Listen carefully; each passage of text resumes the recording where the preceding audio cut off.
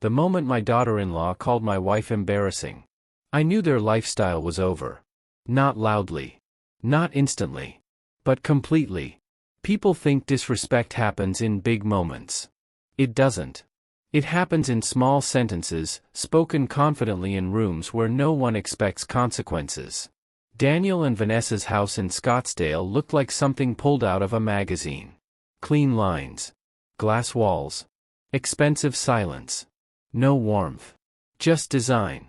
My wife Eleanor kept adjusting her sleeve as we walked in. The same cream dress she always wore for important occasions, even though she never said that out loud. "You're overthinking it," I told her softly. She smiled. "I hope so." Vanessa opened the door like she was welcoming guests into a brand launch, not a family home. "Perfect timing," she said. "Everyone's almost here." Her eyes briefly scanned Eleanor's dress. Not rude. Not kind. Evaluating. Inside, everything felt staged. No personal photos.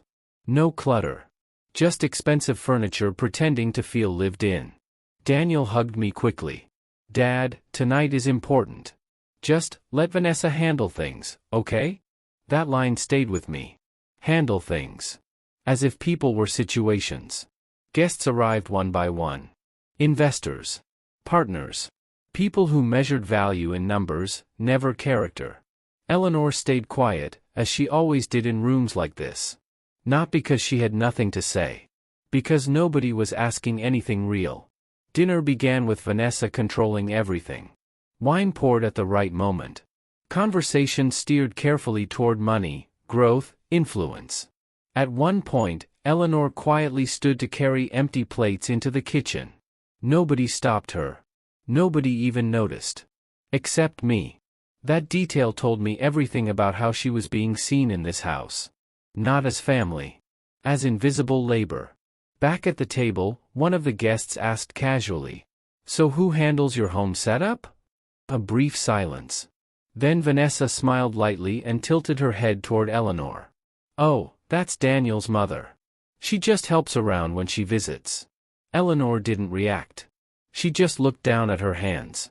Then came the line. Vanessa laughed softly and said, "She's honestly a bit embarrassing to have around important people, unless she keeps herself busy." The room didn't explode. It went quiet for half a second, then awkward laughter followed. That was worse. Because no one corrected it. No one challenged it. Daniel heard it. I saw it in his face. That flicker of discomfort. The moment he had a choice. Truth. Or convenience. He chose convenience. He smiled slightly, took a sip of wine, and changed the subject. Just like that. My wife didn't argue. She didn't defend herself. She simply stood up again and carried more dishes into the kitchen, as if nothing had been said at all. And that was the moment something inside me shifted. Not anger. Clarity. Because silence in that moment wasn't peace. It was acceptance. The rest of dinner passed in fragments. Laughter I didn't hear. Conversations I didn't join. A room that felt more like a performance than a family gathering. When the guests finally left, Vanessa said, "You handled tonight beautifully." Handled. Like my wife had been a problem that needed managing. Eleanor quietly reached for her coat near the hallway. Her hands were slightly unsteady. I helped her. "You okay?" I asked. She nodded. But her voice didn't match it. "I'm fine." On the drive home, she barely spoke. Streetlights passed slowly across the windshield. Then, quietly, she said, "I shouldn't have come in that dress." I tightened my grip on the wheel. That's not what this is about. But she had already started blaming herself. That's what hurt the most. When we got home, she went straight to the bathroom. I sat in the dark living room, listening. Water running. Then silence. Then something softer. Crying she didn't want me to hear. And I realized something I had avoided for years. They didn't just disrespect her. They had learned they could. Because I had never stopped them. And that night? For the first time, I didn't feel confused about what I had to do next. I felt certain. That was the exact moment I knew their lifestyle was about to change. But I didn't act that night. People think decisions like that come from emotion. They don't. They come from clarity. And clarity doesn't need noise. The house felt different when we left. Not because anything had changed physically, but because something had shifted in how I saw it. Daniel shook hands with the last guest at the door while Vanessa smiled like nothing had happened. Like everything had gone exactly as planned. "Drive safe," she said brightly. No mention of Eleanor. No apology. No awareness. Just control continuing itself. Eleanor walked ahead of me to the car. Her steps were slower now. Not tired. Smaller. The kind of smallness people develop after learning to accept disrespect instead of interrupting it. Inside the car, she kept her hands folded in her lap. Outside, Scottsdale moved past in quiet, expensive streets. No noise. No urgency. Just distance growing between us and that house. For a long time, neither of us spoke. Then Eleanor finally did. "I think Vanessa didn't mean it like that," she said softly. I didn't answer immediately. Because that sentence wasn't about Vanessa. It was about survival. "She was just trying to keep things smooth," Eleanor added. That word again. Smooth. The same word Daniel used earlier. I tightened my grip on the steering wheel slightly. "Smooth for who?" I asked quietly. She didn't respond. Because there wasn't a safe answer. The rest of the drive stayed silent. But silence this time wasn't empty. It was full. Full of things neither of us were saying out loud. When we turned onto our street, the houses looked normal again. Ordinary. Comforting in a way the dinner house never was. We parked. Eleanor stayed seated for a moment after I turned off the engine. Then she whispered, "I shouldn't have worn that dress." I looked at her. "No," I said firmly. "That's not the problem." She nodded slowly. But I could tell she still carried it like guilt. Inside, she went straight to the bathroom. The door closed softly. I sat in the dark living room without turning on the lights. Just listening. Water running. Then silence. Then something softer. Crying held back too long. Controlled. Like everything else she had learned to be. And that was when I stopped thinking about dinner. And started thinking about everything before it. The support I had quietly provided over the years. The mortgage payments I had covered during Daniel's first house. The car lease that was temporary 3 years ago. The insurance plan I kept renewing without discussion. The monthly transfers that Daniel never once asked where they came from. I walked into my office. Not angry. Just aware. The laptop opened slowly. On the screen were accounts I had treated like responsibility for years. Mortgage. Insurance. Business support. Personal transfers. Numbers that had slowly turned into expectations. I clicked on the mortgage payment first. The one tied to Daniel's house. Then I paused. Not emotionally. Practically. Because once a system like this stops, it doesn't pause. It resets everything around it. Eleanor came out of the bathroom quietly at some point. She stood in the doorway for a moment. "I'm okay," she whispered. But her voice didn't fully believe it yet. I nodded gently. "I know," I said. And I meant it. I didn't make any changes that night. I didn't need to. Because boundaries only work when they are discovered too late. I closed the laptop slowly. And sat back in the chair. The house was quiet again. But this silence didn't feel like peace. It felt like preparation. And for the first time, I wasn't wondering if things would change. Only when. The morning after the dinner didn't feel like a new day. It felt like something paused mid-breath. Eleanor moved through the house quietly. Tea. Laundry. Plants. Normal things. But nothing about her felt fully present. I watched her once from the hallway. She didn't notice. People don't always break loudly. Sometimes they just continue. Just slower. My phone rang before noon. Daniel. I let it ring once. Twice. Then answered. "Dad," his voice came quickly. "Everything okay?" A strange question. Not concern. Checking stability. "I'm fine," I said. A pause. Then he continued. "Good. Vanessa said last night was important for impressions. The investors liked the atmosphere. Impressions. Atmosphere. Not family. I walked into my office while he spoke. Laptop already open. Waiting. And the mortgage is fine, right? He added. No issues from the bank? There it was. Not curiosity. Confirmation. Yes, I said calmly. Immediate relief in his voice. Good. Must have been some banking glitch rumor then. Rumor. Interesting word for something he never verified. I didn't correct him. Some truths don't survive early delivery.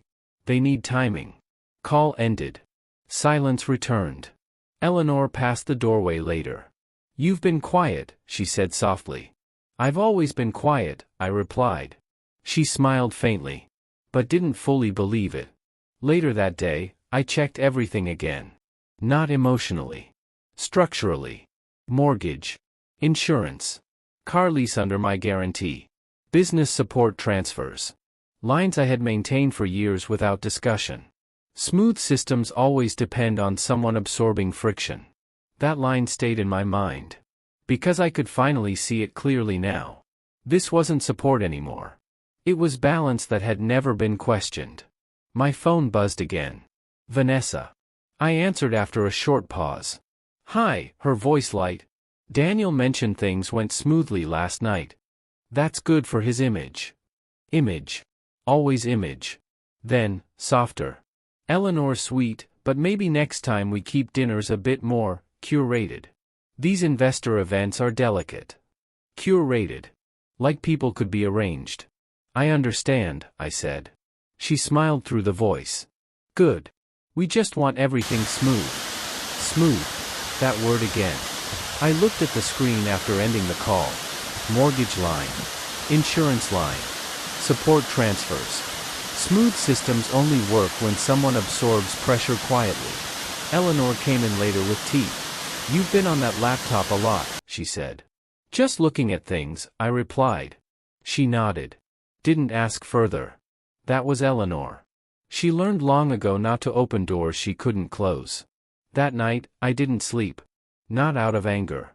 Out of alignment. Because systems don't collapse loudly. They fail where support stops matching expectation. At 8:14 the next morning, I made the first adjustment. One instruction. Mortgage payment. Paused. No message. No warning. Just removal of motion. By afternoon, my phone rang. Daniel. Slower this time. Less controlled. Dad, he said, the bank flagged something. Can you check? I looked at the screen. Eleanor outside in the garden, hands in soil, patient and steady. Yes, I said. A pause followed. What do you mean yes? He asked. And for the first time, I didn't soften it. I mean something changed, I said. Silence. He didn't have a response ready for that version of me. And I realized then. This was no longer a misunderstanding. It was the beginning of consequences. Daniel called again the next morning. This time, there was no casual tone in his voice. Only pressure. Dad, the bank is still showing a hold on the mortgage. Did you talk to them? I didn't answer immediately. Eleanor was in the kitchen. I could hear the soft sound of a cup being placed down. Careful movements. Like she didn't want to disturb anything. I didn't talk to anyone, I said finally. A pause. Then his voice sharpened slightly. Then why is this happening? That was the moment I understood something simple. He still believed systems fixed themselves. Not people. I leaned back in my chair. Sometimes, I said calmly, things just stop working the way they used to. Silence on the line. Not confusion anymore. Discomfort. Vanessa's voice came in the background now. Faint but controlled. What did he say? Daniel didn't answer her immediately. That delay told me more than his words. Then he spoke again. Dad, if there's an issue, we can fix it. Just tell me what you changed. I looked out the window. Eleanor was watering the plants. Same routine. Same calm hands. But something about her felt lighter today. Like she had stopped bracing for impact she couldn't name. I didn't change anything that belongs to you, I said. Another silence. Longer this time. Then Daniel's voice dropped. Are you talking about the mortgage guarantee? I didn't respond. Because now he was starting to see the structure. Not the problem. The structure. That evening, they came. No warning. No invitation. Just arrival. Daniel stepped inside first. No hug. No warmth. Just urgency. Vanessa followed behind him, already scanning the room like she was assessing damage control. "This is ridiculous," she said immediately. "There must be a banking error." Eleanor stood quietly near the hallway. Daniel looked at her for half a second. Then back at me. "Dad," he said carefully, "whatever happened, we can sort it out. Just reverse whatever you did." Reverse. Like it was a setting. Not a decision. I didn't move from my chair. Vanessa spoke faster now. "We've got investors watching our stability right now. This isn't just personal, it affects everything." Everything. That word again. I finally stood up. Not fast. Not aggressive. Just steady. "You're right," I said. That surprised them. Vanessa paused. Daniel narrowed his eyes slightly. I walked to the table and placed a small folder down. Not dramatic. Not loud. Just placed. "What is that?" Daniel asked. "Your structure," I said. He didn't open it yet. He hesitated.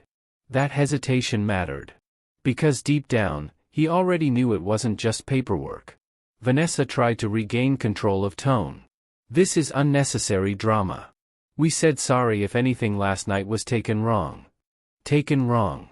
Eleanor's fingers tightened slightly near her sleeve. I noticed. So did Daniel. But he didn't speak. I looked at Vanessa. "Nothing was taken wrong," I said quietly. "It was said exactly the way it was meant." Silence hit the room differently this time. Not awkward. Heavy. Daniel finally opened the folder. His eyes moved across the first page. Then stopped. Mortgage guarantee. Car lease backing. Business credit line under my name. Insurance continuity tied to my account. One after another. His breathing changed slightly. "This," he said slowly. "This is everything." "Yes," I replied. Vanessa stepped forward quickly now. "This is insane. You can't just, this affects our home, our business." I interrupted her, not raising my voice. "It affects what you assumed was yours." That stopped her. Not because it was loud. Because it was final. Daniel looked up at me. Confusion now mixing with something worse. Fear of understanding. "Why are you doing this?" he asked. And for the first time, I didn't avoid the answer. "Because last night," I said, "your wife called my wife embarrassing." Silence. Eleanor lowered her eyes immediately. Not shame. Habit. Daniel looked at her. Then at me. Then back at the folder. As if trying to connect something he had never thought could be connected. Vanessa laughed nervously. "That's what this is about? A comment at dinner?" I stepped forward slightly. And for the first time, my voice changed. Not louder. Just final. "No," I said. "It's about how long you've both been confusing dependence with respect." No one spoke after that. Even Vanessa stopped moving. Daniel sat down slowly. Like his body was catching up with reality.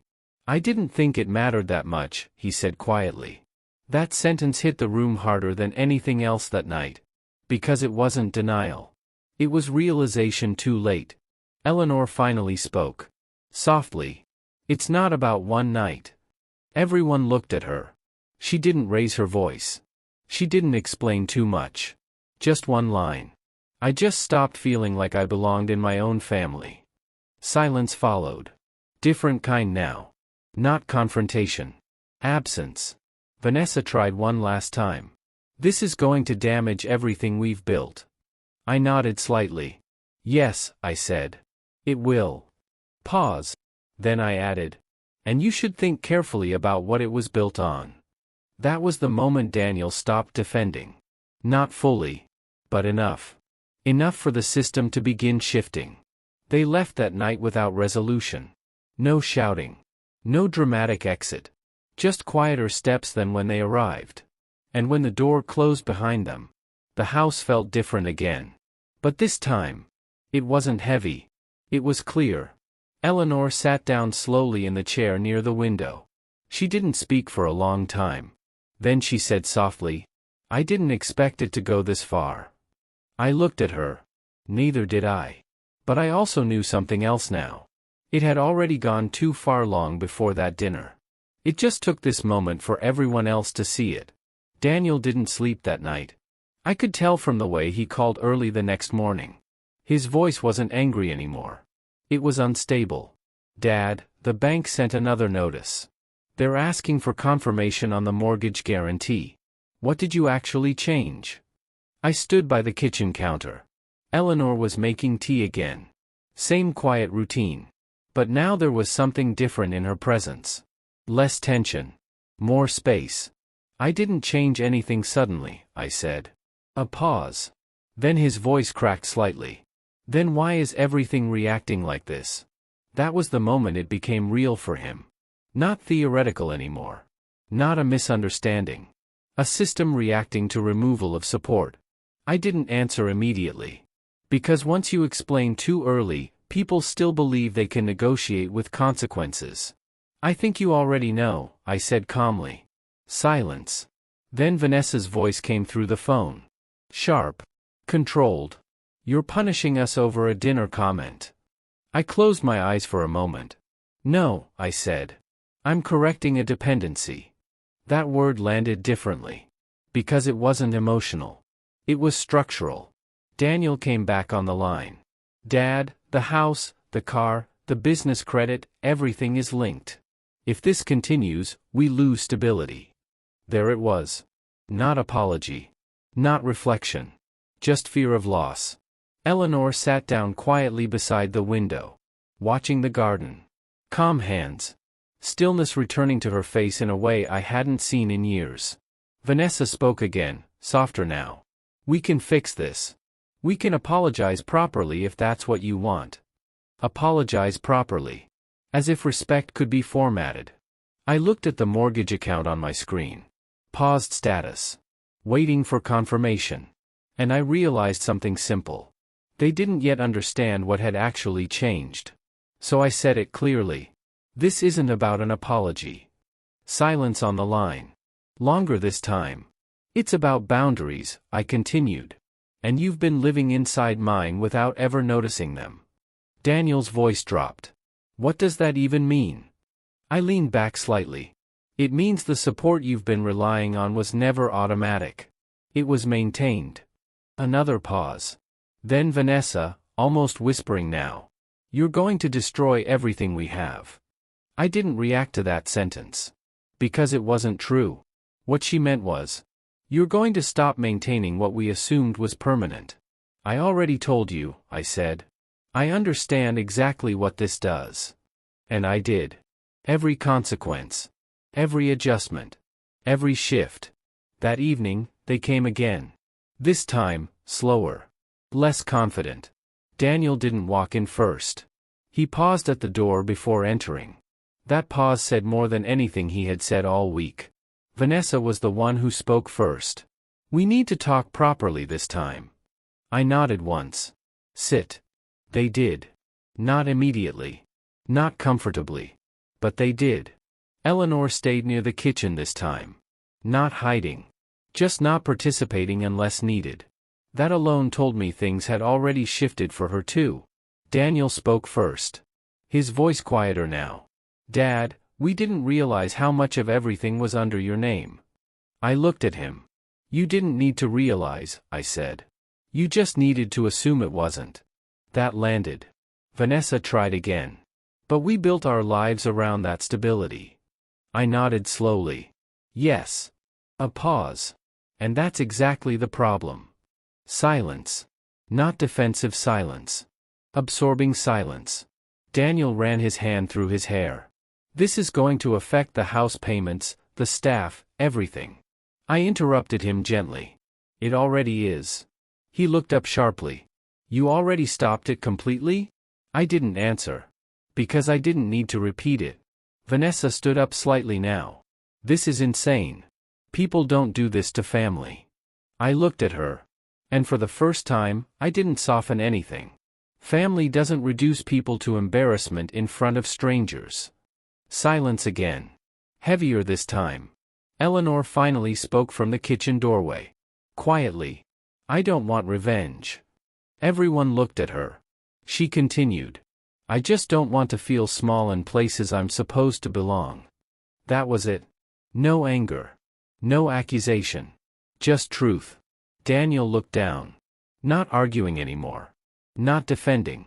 Just processing. Vanessa sat back slowly. For the first time, she didn't have a reply ready. The room stayed quiet for a long time. Then Daniel finally said, So what happens now? I looked at him. Not as a father reacting. But as someone finalizing a correction. Now, I said, you rebuild without assuming support is permanent. Silence. He nodded slightly. Not agreement. But understanding starting to form. And that was the real collapse. Not financial. Psychological. Because once you realize stability was never guaranteed, you stop taking it for granted. They left again without resolution. But this time, no one believed it would return to how it was before. After the door closed, Eleanor stayed still for a moment. Then she whispered, I didn't think I'd feel this calm. I looked at her. And realized something I hadn't expected. This wasn't just ending something for them. It was starting something for her. And for the first time in a long time, silence didn't feel heavy. It felt earned. Daniel didn't call the next morning. That was the first sign things had shifted beyond argument. People don't stay silent when they still believe they can fix something easily. They stay silent when they're recalculating reality. Eleanor was already awake when I got to the kitchen. Tea ready. Same routine. But her eyes were different now. Not lighter in a fragile way. Lighter in a settled way. Like something had finally stopped pressing on her chest. She looked at me and said softly. I didn't realize how heavy it had been until it stopped. I didn't respond immediately. Because that kind of realization doesn't need correction. It needs space. My phone finally rang around midday. Daniel. This time, no greeting. No soft entry. Just tension. Dad, the bank is freezing everything. The mortgage, the credit line, even the lease accounts.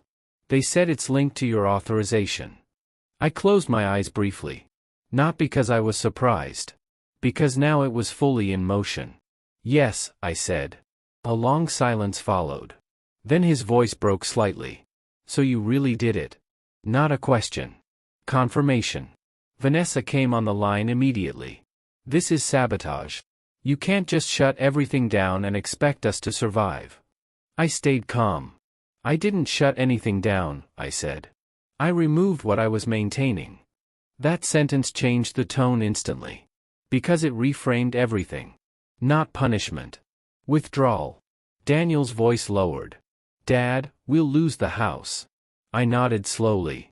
Yes. Silence again. He wasn't ready for that kind of certainty.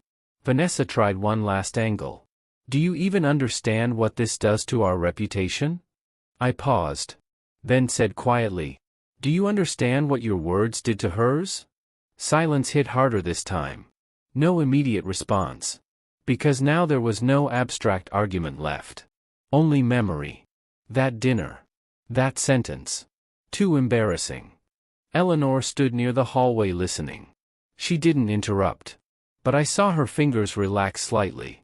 Like something inside her had finally stopped bracing. Daniel spoke again. But slower now. Is there any way to fix this? That was the first real question. Not demand. Not anger. A question from someone realizing the floor beneath them is no longer guaranteed. I looked at the screen. Then at Eleanor. And I realized something important. This wasn't about destroying them. It was about removing dependency disguised as respect. There is a way, I said. A pause. But I didn't continue immediately. Because timing matters. Vanessa leaned in. What is it? I finally spoke.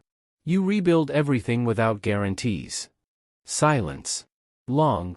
Heavy. Then Daniel said quietly, so we start from zero? I corrected him gently. No, I said. You start from responsibility. That line landed differently. Because responsibility means no fallback. No silent safety net. No invisible structure holding everything up. The call ended without resolution. Not because it was over, but because they had nothing left to argue against. That evening, Daniel and Vanessa came one last time. Not aggressively. Not confidently. Just differently. Like people entering a place they no longer recognize as theirs. Daniel didn't sit immediately. He looked at me first. Not defiant. Not proud. Just uncertain. Vanessa spoke softly this time. We didn't understand the weight of everything you were carrying. I nodded once. I know. Silence. Daniel finally said. We're not asking you to reverse it. That surprised even Vanessa. He continued. We just need to figure out how to stand without it. Eleanor stood near the window listening. And for the first time, she didn't look away from them. I leaned back slightly. Because this was the moment everything shifted. Not punishment. Not revenge. But transition. You'll learn something now, I said. Daniel looked up. What? I paused. Then answered. What it feels like when support stops before respect does. Silence. No interruption. No defense. Just understanding forming too late. Vanessa lowered her eyes. Daniel sat down slowly. And for the first time, there was no illusion left in the room. Only consequence. After they left that night, Eleanor didn't speak for a while. Then she said softly, I don't recognize them like this. I looked at her. Neither do they, I said. A long pause. Then she asked quietly, Is this the end? I didn't answer immediately. Because endings are rarely clean. Then I said, No. This is what happens when comfort disappears. Eleanor nodded slowly. And for the first time in years? She didn't look like she was surviving her life. She looked like she was finally inside it. But here's what still unsettles me. Daniel didn't ask for forgiveness. He asked how to stand without me. And I'm still wondering. If support is removed, does a man rebuild himself? Or does he finally show who he really was all along? What do you think?